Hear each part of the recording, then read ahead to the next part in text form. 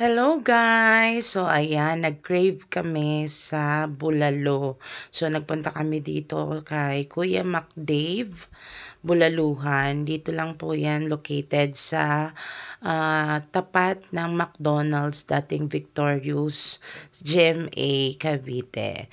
So ayan, kung makikita nyo, napaka-spacious naman ng kanilang lugar. Maraming upuan at tables. At yung kanilang pong bulalo ay mayroong 150 para sa solo. And meron po silang 300 pesos para sa 2 to 3 person at 550 para sa group.